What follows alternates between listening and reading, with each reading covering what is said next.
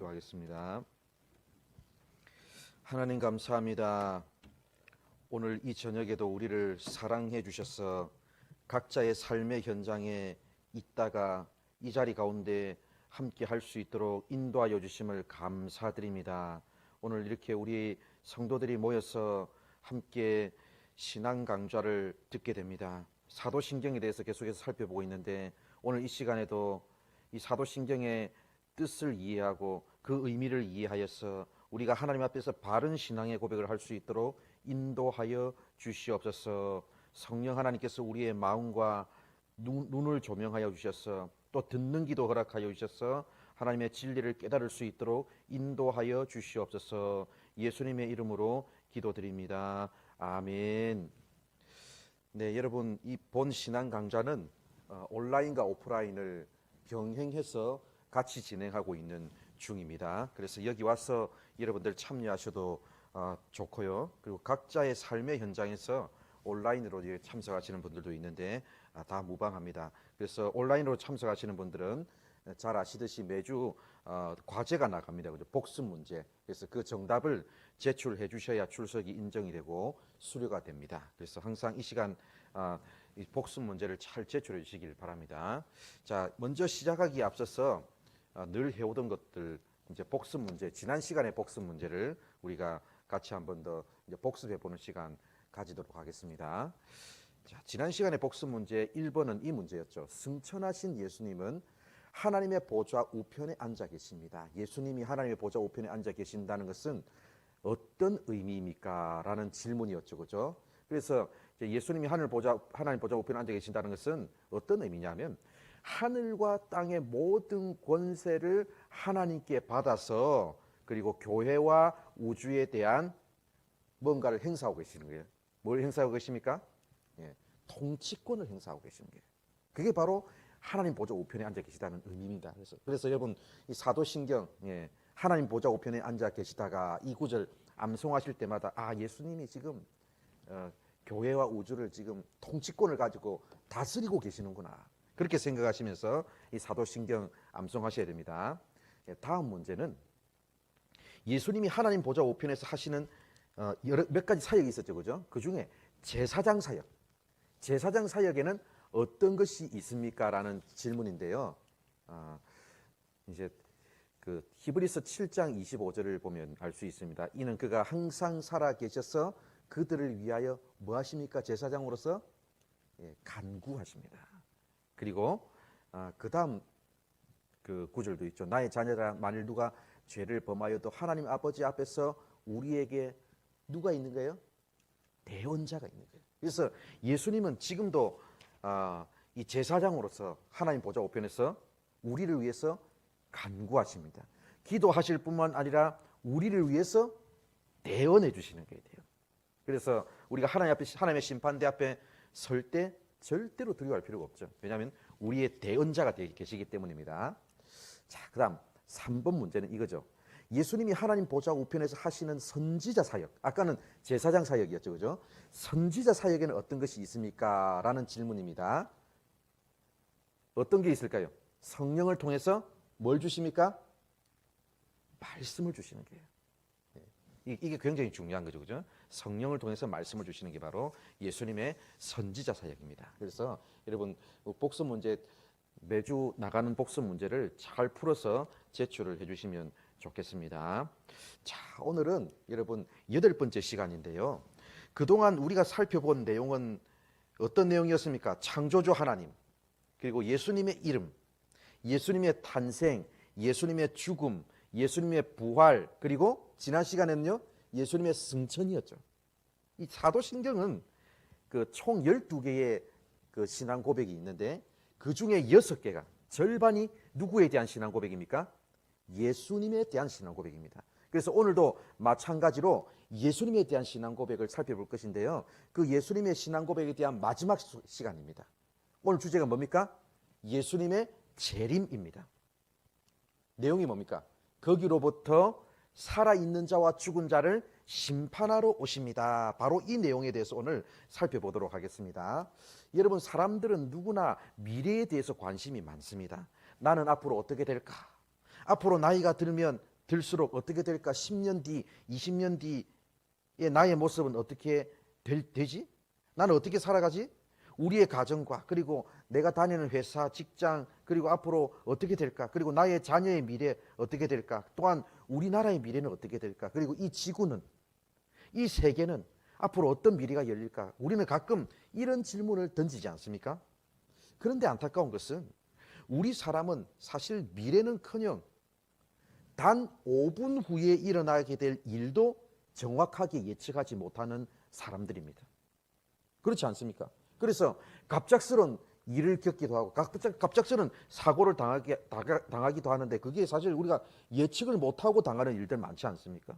그래서 우리는 단 5분 후에 일어날 일도 예측을 못하는데 하물며 10년 뒤의 일, 100년 뒤의 일, 1000년 뒤의 일을 어떻게 우리가 알 수 있겠습니까? 그렇다고 해서 사람들이 미래를 아예 예측하지 못하는 것도 아닙니다. 여러분 세상의 학문 분야 중에서 어떤 분야가 있냐면 미래학이라는 연구 분야가 있어요. 미래학. 여러분 미래학이 뭘까요? 미래에 어떤 일들이 일어날 것인지를 예측하는 학문의 분야입니다. 그러면 그 사람들이 무슨 점쟁이도 아닌데 어떻게 미래를 예측할까요? 학문이기 때문에 나름 사회과학적인 방법을 사용하는 겁니다. 사회학, 경영학, 경제학, 인문학, 역사학, 통계학 이런 다양한 학문의 분야들을 총동원해 가지고 객관적인 방법으로 미래를 예측하는 학문의 분야가 바로 미래학입니다. 여러분 엘빈 토플러라는 사람의 이름을 들어본 적이 있습니까? 엘빈 토플러, 이 사람이 바로 미래학자입니다. 아마도 젊은 분들 중에는 책은 안 읽어봤어도 이런 책이 있다는 것 좀 한 번씩 들어보셨을 거예요. 엘빈 토플러가 쓴 미래 쇼크, 제3의 물결, 권력 이동, 그리고 부의 미래, 이런 책들입니다. 엘빈 토플러는 이런 책들을 통해서 대략 1950년부터 2025년 동안에 변하게 될 미래의 지도를 굉장히 상세하게 기술해 놓았습니다. 그리고 엘빈 토플러뿐만 아닙니다. 여러 미래학자들이 있습니다. 그리고 우리 기독교 안에도요, 교회의 미래를 예측하는 교회 미래학자들이 있습니다. 실제로 이들이 예측했던 일들이 일어나는 경우도 있었고 그렇지 않은 경우도 있습니다. 그러니까 여러분 아무리 미래학자라고 할지라도 앞으로 일어날 일들을 100% 맞출 수는 없습니다. 그냥 대략 맞추는 거죠. 그죠? 대략. 그냥 단지 예측만 할 뿐이죠. 그죠? 바로 이것이 인간이 가진 한계입니다. 그러나 여러분 앞으로 일어날 일을 100% 확실하게 예고해 줄 수 있는 분이 계십니다. 그분은 누굽니까?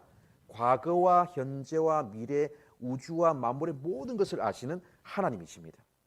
미래학자들이 예측하는 그 미래의 일은 앞으로 일어날 법한 일들, 그런 것들을 예측하는 거지만 하나님이 성경을 통해서 우리에게 말씀해 주시는 미래는 어떤 겁니까? 반드시 일어나게 될 일입니다. 그래서 여러분 성경의 제일 마지막 책 뭡니까? 요한계시록 아닙니까? 요한계시록의 중요한 주제 가운데 하나가 뭘까요? 예수님의 재림입니다. 예수님의 재림은 아마도 일어날 것이다가 아니고요, 반드시 일어나게 될 일입니다. 예수님의 재림은 우리 인류의 역사에서 미래에 일어나게 될 일들 중에서 가장 중요한 사건이 될 것입니다. 미래학자들이 예측하지 못하는 정말로 중요한 사건이 될 것입니다. 인류의 역사뿐이겠습니까? 이 우주의 역사 가운데서도 가장 중요한 사건이 될 것이 분명합니다. 그래서 여러분 사도신경의 7번째 신앙 고백은 바로 거기로부터 살아있는 자와 죽은 자를 심판하러 오십니다 입니다. 오십니다. 예수님은. 이 고백이 바로 재림에 대한 신앙 고백인데요, 여러분 우리는 이 재림에 대해서 거의 인식을 못하고 살고 있지만 사실 재림은 이 성경의 가장 중요한 관심사 가운데 하나입니다. 신약 성경은 예수님의 재림에 대한 내용을 무려 250절 이상 말씀하고 있어요. 굉장히 많이 말씀하는 거죠. 신약 성경의 제일 마지막 이렇게 끝납니다. 어떻게 끝납니까? 요한계시록 제일 마지막 구절. 아멘, 주 예수의 오시옵소서, 이겁니다. 여러분 구약과 신약이 말하고자 하는 핵심을 단 한마디로 말해보라고 누가 묻는다면 뭐라고 대답하시겠습니까? 구약은 한마디로 예수님이 오신다로 요약할 수 있습니다. 신약은요, 한마디로 예수님이 다시 오신다로 요약할 수 있습니다. 바로 이것이 성경의 핵심 메시지입니다. 어떻습니까, 여러분? 모두 다 예수님이 오신다는 것이 핵심 메시지 아닙니까? 그죠? 그 중에서도 신약은 예수님의 다시 오심, 즉 예수님의 재림에 대한 내용을 다루고 있습니다.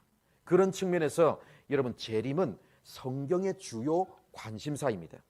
그렇다면 여러분, 예수님은 과연 어떤 모습으로 다시 오실까요? 예수님이 재림하시는 방식을 잘 알아야 엉뚱한 이단적 가르침에 속지 않습니다. 오늘날 이 시대는 많은 잘못된 가르침과 이단들이 판을 치는 시대이기 때문에 무엇이 성경적인 가르침인지를 잘 판단할 수 있어야 됩니다. 예수님이 어떤 모습으로 다시 오시는지에 대해서 가장 성경적인 가르침을 소개해 드리도록 하겠습니다. 첫째, 예수님은 어떻게 오십니까? 인격적으로 재림하십니다. 여러분, 과연 이 말이 무슨 말일까요? 예수님은 어느 날 갑자기 뜬금없이 나타나시게 될 분이 아닙니다. 예수님은 이미 이 땅에 오신 적이 있어요. 언제입니까? 성령으로 잉태되어 가지고 동정녀 마리아에게서 나셨던 역사가 있잖아요. 그리고 33년 동안 이 땅에 사셨고 우리를 위해 죽으시고 부활하셨고 승천하셔가지고 지금 어디에 계시죠? 하나님 보좌 우편에 앉아 계시던 바로 그 예수님. 그 예수님이 앞으로 이 땅에 다시 오실 것입니다. 어느 날 갑자기 뿅 하고 나타나서 내가 예수다, 이렇게 말하는 분이 재림하시는 게 아니고, 구체적으로 이 땅의 역사 속에서 사셨다가 사람의 몸을 입고 오셔가지고 십자가에서 죽으시고 부활하셔서 승천하셔가지고 하나님 보좌 우편에 앉아 계시는 바로 그분이 다시 오실 것입니다. 예수님이 인격적으로 재림하신다는 말이 바로 이 말입니다. 아무런 역사성도 없이 갑자기 뿅 하고 나타나가지고 내가 재림 예수라고 말하는 이단의 교주에게 속아서는 안 됩니다. 그런 예수는 없습니다. 그동안 교회 역사 속에 수많은 재림 예수가 있었습니다. 진짜 재림 예수를 말하는 게 아니고 자칭 재림 예수라고 하는 사람들이 시대마다 있었습니다. 또한 이 현상은 우리나라에서도 마찬가지입니다. 한국 교회사 속에서도 자기 스스로를 재림 예수라고 주장하는 사람들이 계속 있었습니다. 이 시대마다, 각 시대마다 있어 왔고 지금 이 시대에도 자칭 메시아가 얼마나 많은지 모릅니다. 2000년 전에 이 땅에 오신 적도 없는 그 한국 사람 재림 예수, 그런 자는 결코 없습니다. 절대로 여러분 속아서는 안 됩니다. 둘째, 예수님은 육체적으로 재림하십니다. 이 말이 과연 무슨 말일까요? 그 사도행전 1장 11절을 보시기 바랍니다. 너희 가운데서 하늘로 올려지신 이 예수는 어떻게 된다고요? 하늘로 올라가심을 본 그대로 오시리라. 예수님은 하늘로 올라가실 때와 동일한 방식으로, 그리고 즉 육체적으로 재림하실 것입니다. 즉 부활하셨을 때 그 예수님의 몸 있잖아요, 그죠? 바로 그 몸 그대로 이 땅에 오시는 겁니다. 2000년 전에 부활하셨던 예수님은 지금 어디에 계시죠? 승천하셔서 하나님 보좌 우편에 계시잖아요. 그렇다고 예수님이 우리 곁에 없는 건 아니죠. 예수님의 육체는 이 땅에 비록 없지만 영적으로 어떻습니까? 예수님은 늘 교회 가운데 임재해 계십니다. 그래서 마태복음에서 어떤 말씀하셨습니까? 내가 세상 끝날까지 너희와 항상 함께 있으리라고 하셨잖아요. 영적으로 지금 우리와 함께 계십니다. 그러나 앞으로 재림하실 때 어떻게 되는 거죠? 영적으로만 우리와 함께 있는 게 아니고 부활하셨을 때 그 육체 있잖아요, 육체. 예수님의 몸 그대로 이 땅에 오시는 겁니다. 어떤 이단들은 자꾸 예수님이 영적으로 우리에게 재림한다고 주장하는 이단들도 있습니다. 예수님은 영적인 존재이기 때문에 더러운 사람의 육체를 입을 수 없다는 겁니다. 이단들이 하는 말에 속아서는 안 됩니다. 예수님은 부활하셨을 때의 영광스러운 그 육체, 몸 그대로 이 땅 가운데 오실 것입니다. 셋째, 예수님의 재림은 가시적 재림입니다. 이 말이 무슨 말일까요? 한마디로 예수님이 우리의 눈에 보이도록 오신다는 말입니다. 요한계시록 1장 7절 말씀을 보시기 바랍니다. 볼지어다 그가 구름을 타고 오시리라. 각 사람의 눈이 어떻게 한다고요? 그를 보겠고 그를 찌른 자도 볼 것이요. 예수님은 육체를 가진 모습으로 재림하실 것이기 때문에 우리의 눈으로 볼 수 있도록 재림하실 것입니다. 절대로 영으로만 오시는 게 아닙니다. 영적으로는 이미 우리와 함께 계십니다. 그런데 재림하시는 그날에는 우리가 눈으로 볼 수 있도록 육체의 모습을 하시고 이 땅 가운데 오실 것입니다. 그러므로 예수님이 이미 눈에 보이지 않게 재림하셨다고 하는 이단의 가르침에 넘어가서는 안 됩니다. 예수님은 육체의 몸으로 오실 것입니다. 넷째, 예수님의 재림은 갑작스러운 재림입니다. 한마디로 무슨 말이에요? 갑자기 오신다는 말이 되겠죠, 그죠? 마태복음 24장 44절 말씀 보시기 바랍니다. 이러므로 너희도 준비하고 있으라. 생각하지 않은 때에 인자가 오리라. 예수님은 사람들이 일상적인 평범한 일을 하고 있을 때에 재림하실 것입니다. 사람들은 예수님이 재림하신다는 사실을 전혀 알지 못한 채로 먹고 마시고 사고 팔며 장가가고 시집가는 일들을 계속하고 있을 것입니다. 그러다가 정말 갑작스럽게 이 땅 가운데 오실 것이거든요. 그러나 여러분, 늘 깨어서 준비하는 자는 재림을 절대로 두려워할 필요가 없습니다. 왜 그렇습니까? 성도들은 남들과 다름없는 일상의 평범한 삶을 살고 있을지라도 어두운 가운데 살고 있는 게 아니잖아요. 빛 가운데 살고 있는 거잖아요. 그렇죠? 그렇기 때문에 그날이 갑자기 우리에게 온다고 하더라도 절대로 두려워할 필요가 없습니다. 오히려 어두운 가운데 살고 있는 사람들에게 그날은 정말로 도적같이 임하는 날이 될 것입니다. 그죠? 그러나 우리에게는 절대로 그런 날이 아닙니다. 그냥 평범한 일상의 삶을 살다가 사랑하는 주님을 평안 가운데 맞이하게 되는 날이 되는 거죠. 다섯째, 예수님의 재림은 영광스러운 재림입니다. 예수님은 영광스러운 모습으로 재림하실 것입니다. 마가복음 13장 26절 말씀을 보시기 바랍니다. 그때 인자가 구름을 타고 큰 영광과 권능과 영광으로 오는 것을 사람들이 보리라. 예수님이 처음 이 땅에 오실 때의 모습 어땠습니까? 아무도 알아볼 수 없는 방식으로 오셨지 않습니까? 그죠? 연약한 아기의 모습으로 오셨습니다. 그것도 어떻게 이런 곳에 메시아가 오실 수 있을까 하는 그런 장소에 오셨습니다. 그러나 예수님의 재림은 초림 때의 모습과는 전혀 다른 모습이 될 것입니다.